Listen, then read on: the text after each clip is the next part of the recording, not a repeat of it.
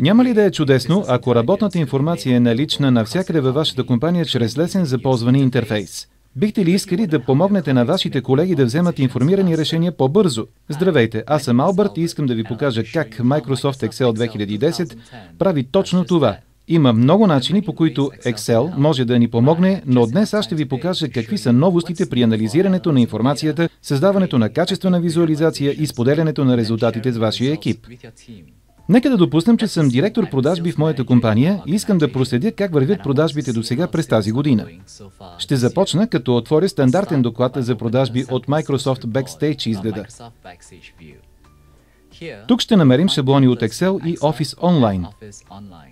Спестявам си време, като използвам готов шаблон, който вече е форматиран и има много от необходимите полета.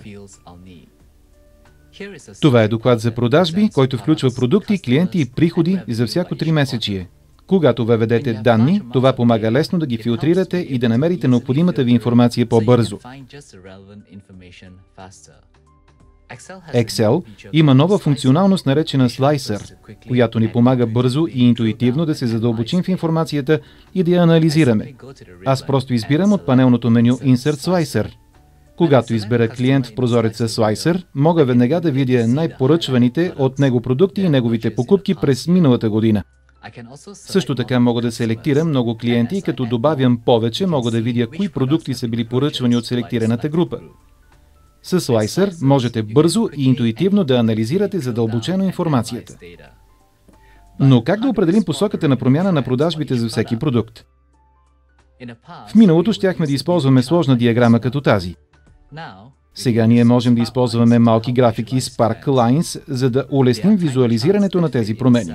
Това са малки диаграми, които се събират в една клетка, отчитащи промяната на избраната от вас информация. Аз просто избирам от панелното меню Въведи графики. Ние веднага получаваме много пълна и нагледна информация дали стойностите на тези показатели се увеличават или намаляват. Това е продуктът с най-високи продажби, но досега от дългия списък беше трудно да се установи.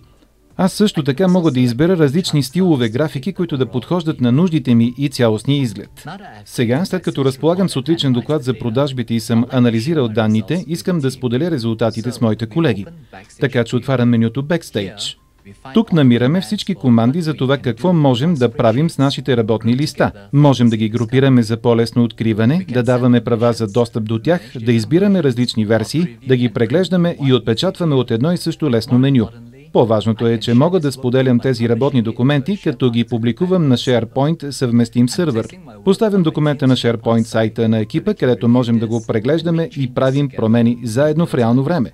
Благодаря, че бяхте с мен и се радвам, че имах възможността да ви покажа някои от начините, по които Microsoft Excel 2010 прави по-лесно от всякога анализирането на информация, онагледяването на посоките на промяна и лесното споделяне на резултатите с вашия екип.